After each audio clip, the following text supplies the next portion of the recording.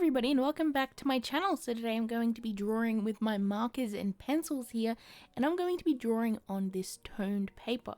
This is actually a toned blue paper from Fabriano, and I've used it a few times in the past and I really love using it. But before we get into that, I actually want to use my iPad here because I'm going to be doing some digital line art and I'm going to be printing on this paper to then draw over the top. Now, spoiler warning for Pokemon Scarlet and Violet, I'm actually going to be drawing one of the new Pokemon in the game that has come out either today or very recently, depending when I upload this video. But I'm actually going to be drawing the real evolution for Sprigatito, which is that cute little green weed cat. If you're an avid viewer on my channel, you probably remember me drawing what I thought could be a cool evolution for the starters for this game when it was announced. But now that the game is out and people are playing it, and I am probably playing it right now as you watch this, because once the game comes out I'm going to be doing nothing but playing it. Yeah, I really wanted to draw the starter that I'm actually going to be using in my Pokemon run. Now, the reason that I have actually decided to do digital line art this time is because I've recently got a new printer, and it's just something that I love to do because I feel like I can just really refine that line art and make it nice and crisp, and when it's perfect then I print it onto this paper here, and if anything happens I can just print another one so it's not too scary or anything like that. But yeah, now we have the line art here on this lovely toned paper, and I really love using toned paper in my art. I just feel like it gives a completely different vibe that you can get with like other papers. I don't know, it just like gives the whole like color palette a harmony that I really like. But there's also some like tips that I kind of want to say to help others who might be interested in using this paper, because for quite a while I really couldn't get the contrast that I really wanted drawing on toned paper. But I feel like with a bit of use here and there, a bit of practice, I've got some techniques that I would like to share. So with this kind of paper, really mixed media is going to be a very good friend. I don't know, I feel like I can get best results when I can get all of the pros with all of the different art supplies that I can use. And as you can see here, I'm starting off with markers. Now that's going to be my first tip, is to do a layer of markers underneath any other art supply that you're going to be using. During my experimentation with different art supplies and different surfaces, I found that tone papers more often than not are quite thin. I feel like they are more designed for sketch papers versus like, refined artworks, but I like to work outside of the box. And using markers first is going to really speed up the process and also just give you a nice base layer of colors that you can then work on top of. Now, as you can see, it is a little bit dull at the moment, and that's because markers are a transparent medium. So basically everything that you're putting over the top of this blue or whichever color you are using for your toned paper, it's going to like have more of a hue of the paper underneath, because the markers and the transparent like mediums like or ink or watercolor, but I would mainly stick to markers because it's a little bit easier with the thin paper. But it's going to mix more with that blue and have a sort of very harmonious hue, but it's not going to be very bright yet because you are kind of limited to the the brightness of the paper that you're using, which with tone papers is usually a more of a mid-tone. So at the moment I'm not too worried about making everything really contrasty like I usually like to do with my markers. I'm just adding in that base layer, and I'm just sort of deepening the shadows as much as I can, and we're going to brighten that up later. So as you can see with the light green body here, I actually used just a yellow for that, and as you can see it mixed with the blue.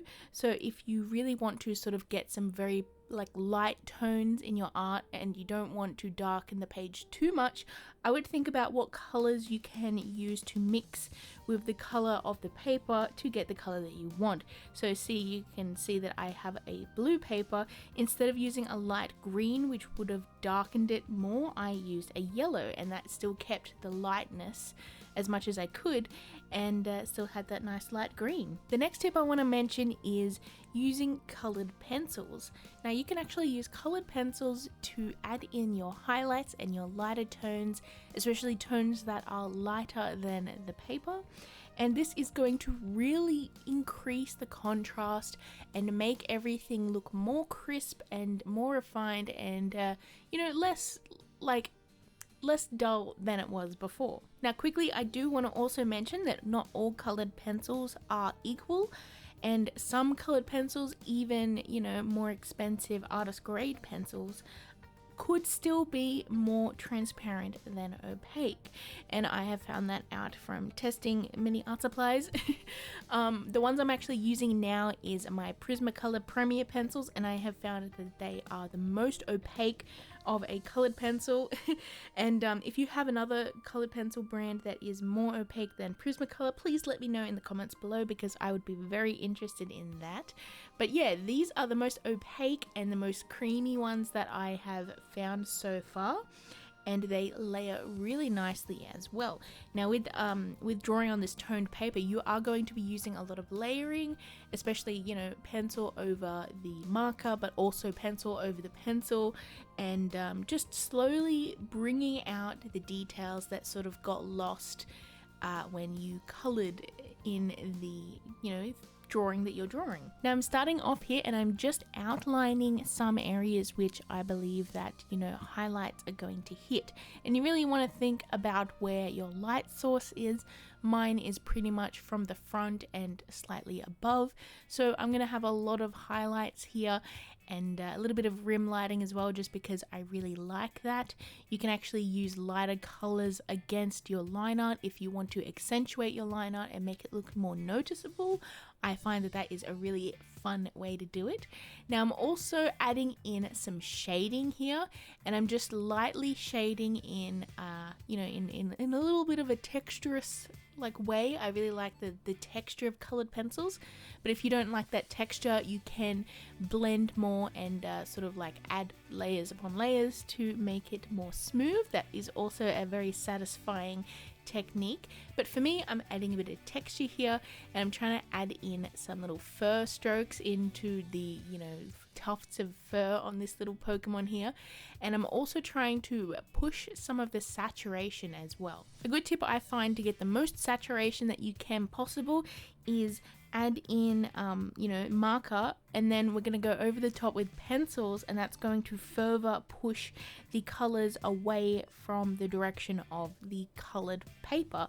As you can see, some of the purple and pinks in this, or mainly pinky magenta, is a little bit desaturated with that blue behind it, but once we add in that pencil over the top, the colors from the marker and the colors from the pencil work together to make a very, very nice, vibrant, sort of magenta-y pink color that I think pops out of the page really, really nice. I'm also adding in some highlights even to the blacks here, and that's because I just want to sort of bring back that detail that I feel like was lost in the black, and also just make it a little bit more interesting too, as you can see. Now, even though there is a lot of bright highlights in this piece, if you actually look carefully, there's actually not that much white. I didn't use the white too much in this because I feel like if you overuse the white a bit, then you're going to lose the impact of the white when you need it most. And for me, I feel like that is like the whites of the eyes. I really want them to be part of the brightest part of the artwork, because with this grey paper, it's going to have a slight sort of grey blue hue to it. So I really want to push the brightness in only the parts that really, really need it, at least for white. The other highlights, I used a very, very pale green, as well as some grey and a light green and a light pink as well. And you can actually mix a little bit of white into those colors too when you're blending, if you need to push the brightness a bit more. So anyways, here is the final results of this little portrait of Meowscarada, I believe it's called.